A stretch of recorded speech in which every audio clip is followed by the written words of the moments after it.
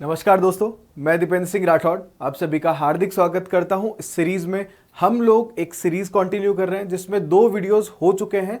किस बारे में है सीरीज है एग्जाम में बार बार जो टॉपिक्स आते रहते हैं उन टॉपिक्स के बारे में हम लोग पढ़ रहे हैं, वो टॉपिक जो बार बार पूछे जाते हैं एग्जाम में। ठीक है, तो इसमें हम लोग 2 टॉपिक्स कवर कर चुके हैं। आज का जो हमारा टॉपिक है वो है लैंड रेवेन्यू सिस्टम के बारे में, कि अंग्रेजों के टाइम पे जो भू राजस्व की नीतियां थी वो लगान कैसे वसूल करते थे। इसके 4 नीतियों के बारे में आपने पढ़ा होगा। वो 4 कौन सी है ये आपके सामने लिखी हुई है। इजारेदारी है, परमानेंट सेटलमेंट या स्थायी बंदोबस्त, इसी को कुछ लोग इस्तमरारी सिस्टम भी बोलते हैं। ठीक है, इस्तमरारी बंदोबस्त भी बोलते हैं। रेयतवाड़ी और महलवाड़ी, यहां से पेपर में काफी बार क्वेश्चन पूछे जाते हैं। क्या पूछा जाता है? इनका टाइम पूछ लिया जाता है। ठीक है, किसने शुरू किया, बाय हुम, है ना, कौन था जिसने ये सब शुरू किया और किन एरियाज में ये शुरू किया गया, ये भी पूछ लिया जाता है। ठीक है, तो हम आज के वीडियो में यही सब देखने वाले हैं। ज्यादा कोई खास बहुत ज्यादा डेप्थ में नहीं जाएंगे। जो हमारे नॉर्मल एग्जाम्स में पूछे जाते हैं या प्री में जिस तरीके के क्वेश्चन आते हैं उनको हम लोग कवर करने वाले हैं। ठीक है, चलिए तो देखो, पहला है कि ब्रिटिश भारत की जो नीतियां, इजारेदारी, और ये चारों हम पढ़ने वाले हैं। सबसे पहले कौन सी? इजारेदारी। सबसे पहले यही आई थी इजारेदारी, जब बंगाल के अंदर ईस्ट इंडिया कंपनी का शासन हो गया था। आप अपन ने पढ़ा है पिछले 2 वीडियोस के अंदर कि बंगाल में जब ईस्ट इंडिया कंपनी निजामत अधिकार भी अपने हाथ में ले लेती और दीवानी अधिकार तो उनके पास थे ही थे बक्सर के बाद में, तो जब दोनों उनके पास में आ जाएंगे अधिकार 1772 में, तो वो क्या करेंगे, जमीन से जो राजस्व आएगा उस राजस्व को वसूलने के लिए एक नई नीति लेके आएंगे। कब लाएंगे? 1772 में। और इस टाइम पे जो बंगाल का गवर्नर था वो कौन था? वॉरेन हेस्टिंग्स था। तो याद रखने की जरूरत ही नहीं है। तो वॉरेन हेस्टिंग्स के टाइम पे 1772 में पहली भू राजस्व नीति आई अंग्रेजों की। ध्यान रखिएगा, अंग्रेजों के बारे में बात कर रहे हैं हम लोग, और उसका नाम क्या था? इजारेदारी। ठीक है, इजारेदारी प्रथा। अब इसमें होता क्या था, देखो इसमें क्या होगा कि जमीन जो है उसे ठेके पे दिया जाता था, 5 साल के ठेके पे। पहली बार यही हुआ 1772 में, जमीन को ठेके पे दिया गया 5 सालों के लिए। मतलब 1772 से लेके 1777 तक, 77 तक इसको ठेके पे मिला। 5 साल का ठेका, यही तो हुआ। तो इसमें क्या करते कि पंचवर्षीय ठेके के ऊपर जमीन दी जाती थी, कि अगर आप टाइम पे टैक्स देते रहोगे तो जमीन आपके पास रहेगी, अदरवाइज बीच में ही छीन लेते। और ठेके में किसे मिलती जमीन? जो सबसे ज्यादा उस जमीन की बोली लगाता। ठीक है, और एक चीज, इसमें जो टैक्स था, टैक्स की जो रेट थी वो पहले से ही फिक्स कर दी जाती थी। कि मान लो एक जमीन है, आपको पर बीघा के हिसाब से 100 रुपए टैक्स देना है, पहले ही फिक्स कर दिया। अब जिसने बोली ज्यादा लगाई उसको अगले 5 साल के लिए मिल गई। अब अगर उसमें प्रोडक्शन ज्यादा आ रहा है तो भी जमींदार का, कम आ रहा है तो भी जमींदार का, उसको तो पर बीघा पे 100 रुपए का टैक्स देना ही देना है। समझ में आ गया? शुरुआत में ऐसा था। हालांकि कंपनी को इससे प्रॉफिट हुआ, लेकिन ज्यादा प्रॉफिट किसको हुआ? आप सोच के देखो, जमींदार जो क्लास थी ना, उन जमींदारों को यहां पे ज्यादा प्रॉफिट होने लगा। तो कंपनी ने 77 के बाद में क्या किया, उन्होंने कहा कि हम 5 वर्ष के ठेके पे नहीं देंगे, हम तो साल साल भर के ठेके पे देंगे, ताकि बोली ज्यादा से ज्यादा आए। हर साल नई बोली आएगी, ज्यादा पैसा आए इनके पास। लेकिन फिर भी अल्टीमेटली जो सबसे ज्यादा फायदा है वो जमींदारों की जो क्लास थी, जमींदारों का हुआ, क्योंकि वो किसानों से टैक्स लेते थे डायरेक्टली। और ब्रिटिश गवर्नमेंट को, ईस्ट इंडिया कंपनी को जमींदार लोग टैक्स दिया करते थे। तो उत्पीड़न भी यहीं से शुरुआत हुई कि जमींदारों के मन में भी एक लालच आया कि भाई हमारे पास भी एक बड़ा हिस्सा बच जाएगा। तो उन्होंने किसानों से जबरदस्ती कर वसूलने की शुरुआत ईस्ट इंडिया कंपनी की इन नीतियों से हुई। उससे पहले इतना बुरा हाल नहीं था। जमींदार ही सर्वे सर्वा हुआ करता था अपने एरियाज का, उसको कुछ हिस्सा राजा को देना पड़ता था। लेकिन वो जो राजस्व की नीतियां थी पहले वाली, वो इतनी जटिल नहीं थी। इससे पहले नवाब हुआ करते थे बंगाल में। ठीक है, और इजारेदारी प्रथा कहाँ आई है? बंगाल में ही आई है, क्योंकि ईस्ट इंडिया कंपनी ने जो है ना, उनका रेगुलेटिंग एक्ट भी कहाँ आया? बंगाल में ही आया। तो शुरुआती राजस्व की नीतियां भी बंगाल में ही आएगी। ठीक है जी। तो सबसे अधिक बोली लगाने वाले को जमीन दे दी जाती थी, और बाद में इसकी अवधि जो है वो 1-1 साल कर दी गई, कि भाई अब जमीन ठेके पे आपको 1 साल के लिए मिलेगी, फिर अगले साल फिर से बोली लगेगी, फिर अगले साल बोली लगेगी। तो एक कंपटीशन क्रिएट हो गया। तो कंपनी को तो फायदा हुआ, लेकिन ज्यादा फायदा जमींदारों को हुआ। तो अब कंपनी को लगा यार ये तो गलत बात है, जो पैसा जमींदार खा रहे हैं वो किसको मिलना चाहिए, ईस्ट इंडिया कंपनी को, क्योंकि अंग्रेज तो यही चाहते थे ना अल्टीमेटली। तो उन्होंने कहा कि नई पॉलिसी लानी पड़ेगी, नई नीति लानी पड़ेगी, और अगली नीति लाई गई 1793 में। हालांकि बात उसकी 1790 से ही चल रही थी, और नीति का नाम था परमानेंट सेटलमेंट, स्थायी बंदोबस्त, जिसे हमने कह दिया था अभी इस्तमरारी सिस्टम, इस्तमरारी सिस्टम या बंदोबस्त, मैं इसको प्रथा लिख रहा हूं शॉर्ट में, ठीक है। ये भी कहां आई, बंगाल में ही आई है, क्योंकि अभी पूरे भारत पे कंट्रोल नहीं हुआ है। आपको याद होगा अपन ने पहले पढ़ा था कि 1833 का जो लास्ट वीडियो है उसमें देखा था, अगर आप मेरे वीडियोस को देखोगे तो कनेक्ट होगी बातें। 1833 के एक्ट में, चार्टर एक्ट जो था, उसमें जो है बंगाल का गवर्नर जनरल, उसको भारत का गवर्नर जनरल बनाया था, याद है ना, भारत का गवर्नर बना दिया था उसको।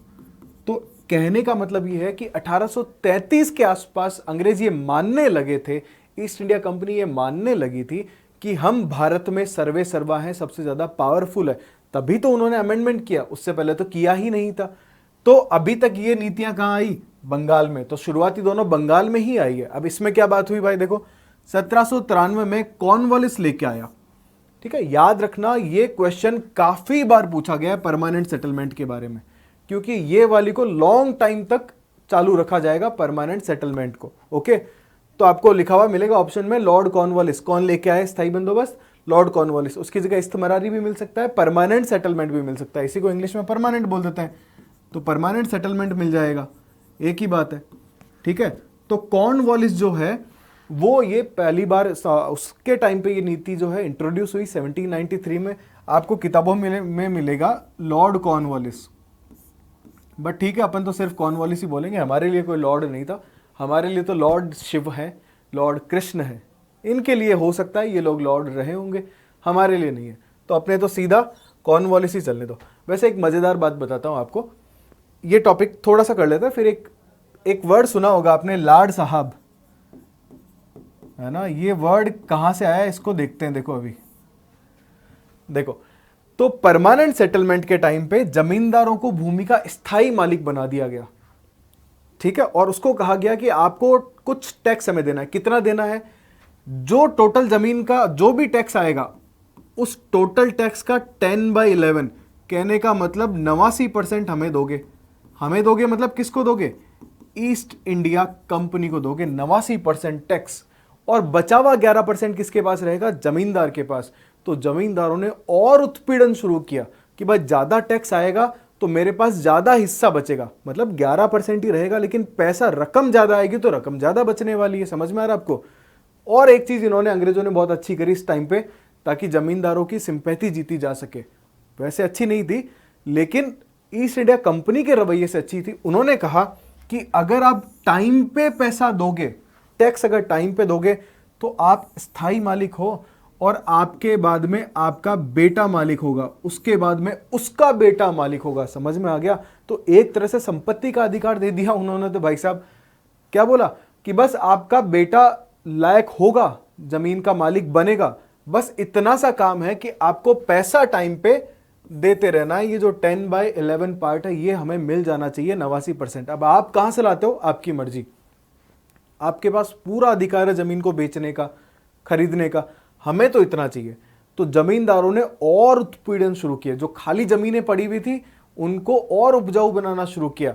हालांकि ये पुराने वाले सिस्टम में भी हो रहा था, इजारेदारी में भी, कि जमीन तो ले ली 100 बीघा, खाली जमीन पे खेती नहीं हो रही थी तो हिस्सा दे रहे थे, बाकी खाली जमीनों को भी और उपजाऊ बनाया जाने लगा। तो ये इस टाइम पे चीजें शुरू हो गई थी, ठीक है। और एक बात आपको याद रखनी है जो बार बार पूछी जाती है, कि इस टाइम पे जो टैक्स की जो रेट थी लगान की, वो है 10/11, ओके। 10/11 भाग ईस्ट इंडिया कंपनी को देना पड़ता था, और बचा हुआ 1/11 जो है वो जमींदार खुद रखता था, ठीक है। तो सबसे ज्यादा बोझ जो इसका आया वो हमारे किसानों पे आया, हमारे रेत पे आया। रेत मतलब होता है किसान, ठीक है। अब बात करते हैं भाई लाड साहब की। देखो ये जो अंग्रेजी वर्ड है ना लॉर्ड, जो अभी जैसे कॉर्नवालिस के आगे लगाने वाले थे लॉर्ड, तो उस टाइम पे लॉर्ड उस टाइम पे भी हुआ करते थे। तो भारतीय जो लोग थे ना वो लॉर्ड नहीं बोलते थे, वो लार्ड बोलते थे। जैसे आपने आज भी देखा होगा कि जो पुराने लोग हैं वो व्हाट्सएप नहीं बोलते हैं, वो व्हाट्सएप बोलते हैं, है ना, नोटिस किया होगा।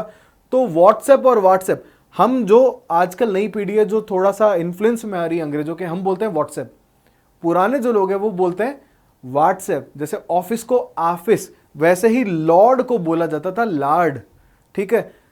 और लॉर्ड साहब कौन होते थे? ये जैसे कॉर्नवालिस है तो इसको लॉर्ड बोला, तो वो लॉर्ड कॉर्नवालिस इतना तो बोल नहीं पाएगा, नाम अटपटा है, कॉर्नवालिस बोला ही नहीं जाएगा, तो वो नाम लॉर्ड करके आगे साहब लगा देते थे कि लॉर्ड साहब। तो लॉर्ड तो बोलते नहीं थे, लार्ड साहब, और ये वर्ड धीरे धीरे धीरे धीरे बन गया लार्ड साहब। और आजकल लोगों को सुना होगा आपने, बोलते कि बड़ा लार्ड साहब बना फिरता है, मतलब खुद को लॉर्ड कॉर्नवालिस या फिर लॉर्ड रिपन और ये सब अलग अलग नहीं थे, लॉर्ड लिटिन और ये सब, ये समझता है क्या? खुद को अंग्रेजों का गवर्नर समझ रहा है क्या? तो ये वर्ड है ना मजेदार है, लार्ड साहब। ये आया कहां से? बहुत लोग सोचते हैं इसके बारे में कि हिंदी का वर्ड होगा, लेकिन ऐसा नहीं है। चलिए अगले पे चले। अब ये दो सिस्टम आ गए थे बंगाल में, अब वो जो है भारत में फैलना शुरू हुए। तो अगले दोनों सिस्टम जो है वो भारत के अलग अलग हिस्सों में आएंगे। अगले पे चलते हैं अपन, रेतवाड़ी सिस्टम। देखो रेत का जो मतलब होता है वो होता है किसान, खास करके साउथ इंडिया में। साउथ में रेत को बोलते हैं, किसान को रेत बोलते हैं, ठीक है। तो ये जो व्यवस्था है ये साउथ में ही आई, और यहां से मद्रास के अलावा, मद्रास मतलब आज का चेन्नई, तमिलनाडु वाला हिस्सा, आज का जो चेन्नई है उसको मद्रास बोलते थे। तो चेन्नई, फिर बंबई के कुछ हिस्सों में, असम के कुछ हिस्सों में, कर्नाटक के आसपास के कुछ हिस्सों में, कुर्ग का नाम सुना होगा आपने, कुर्ग में, इन सब हिस्सों में रेतवाड़ी व्यवस्था को शुरू किया गया। किसने शुरू किया? 1820 में थॉमस मुनरो या टॉमस मुनरो ने शुरू किया था, ठीक है। एक और याद रखना, एक हेक्टर मुनरो है, वो अलग है। हेक्टर मुनरो जो है वो बैटल ऑफ बक्सर में था, बक्सर की लड़ाई में था, अपन ने पिछले वीडियो में डिस्कस किया है। ये थॉमस मुनरो है, वो हेक्टर मुनरो था, कंफ्यूजन नहीं रखनी है, अलग अलग दो आदमी है, ठीक है। तो 1820 में थॉमस मुनरो लेके आया, और लाने के पीछे जो भी एक बड़ा रीजन था उनका ये कहना था कि भाई जैसे उत्तर भारत में बड़े बड़े जमींदार है ना, साउथ में आपको बड़े जमींदार नहीं मिलेंगे। उन्होंने कहा कि यहाँ किसान मालिक है, और किसान डायरेक्टली टैक्स देता था राजा को। तो इन्होंने कहा कि क्यों ना, अब राजा तो है नहीं, ईस्ट इंडिया कंपनी है, तो अपन ये जो टैक्स जो ले रहे थे, बिचौलियों को हटाते हैं, मिडिलमैन को हटाते हैं, जमींदार को हटाते हैं, सीधा हम टैक्स लेंगे किससे? रेत से। रेत यानी किसान से। और किस बेस पे देगा? उसकी जमीन जितनी उपजाऊ है उसके उपजाऊपन के आधार पे हम लोग टैक्स लेंगे, ठीक है। तो रेत जमीन के मालिक बना दिए गए, और उनकी उपज का एक निर्धारित हिस्सा उनसे टैक्स के रूप में लिया जाने लगा, और उपजाऊपन के बेसिस पे ये टैक्स होता था, ठीक है। अब यहां भी है ना, किसान मारा जाएगा बेचारा, कि किसान को तब तक जमीन मिलती थी जब तक कि वो अपना पैसा टाइम पे दे रहा है, टैक्स टाइम पे चुका रहा है। और पावरफुल कौन हो गया? यहां ईस्ट इंडिया कंपनी इतनी पावरफुल नहीं हुई जितने वहां उनके ऑफिसर पावरफुल हो गए। भाई ये टैक्स किसको देते थे? ऑफिसर को देते थे, सरकार को नहीं दे रहे थे, ऑफिसर कलेक्ट करता था। और किससे? सीधे किसान से। तो किसान किसको जानता था? ऑफिसर्स को जानता था। और इन ऑफिसर्स ने यहाँ पे भ्रष्टाचार भी खूब किए, खूब शोषण भी किया इन लोगों ने यहाँ पे। तो साउथ इंडिया की मूवीज में आप देखते भी हो कि अगर कर नहीं चुकाते, टैक्स नहीं देते थे, तो किसानों की गायें ले जाते थे, उनकी बच्चियों को, औरतों को उठा के ले जाया जाता था। साउथ इंडिया में अभी एक मूवी आई थी, मुझे उसका नाम याद नहीं आ रहा है,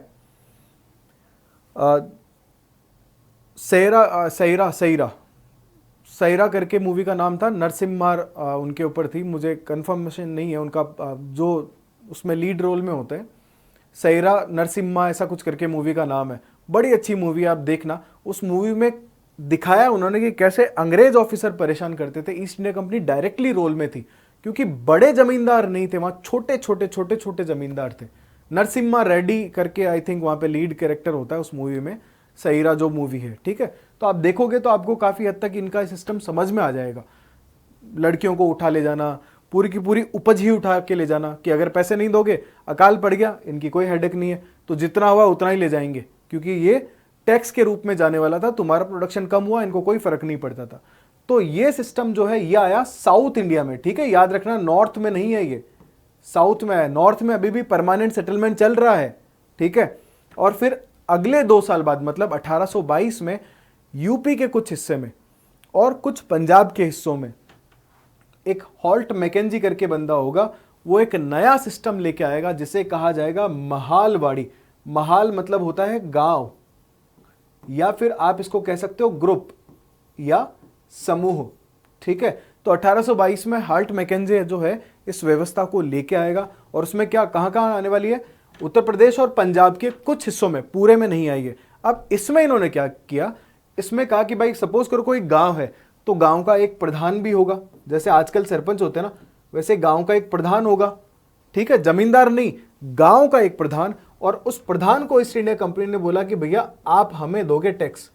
ये किससे लेता, गांव के जो किसान है उन किसानों से कलेक्ट करेगा प्रधान, और प्रधान देगा ईस्ट इंडिया कंपनी को टैक्स, ठीक है। तो महाल के जो जमींदार थे, एक तरह से जो महाल मतलब है गांव या ग्रुप ऑफ विलेजेस, तो गांवों के समूहों के जो जमींदार थे या प्रधान थे, वो लोग अब टैक्स दे रहे थे ईस्ट इंडिया कंपनी को। सेम वही चीजें यहां हुई, यहां पे भी वजन पूरा का पूरा किसानों के ऊपर आ गया कि और ज्यादा प्रोडक्शन करो, हमें आगे देना है, और बड़ा हिस्सा इनके पास बचने लगा।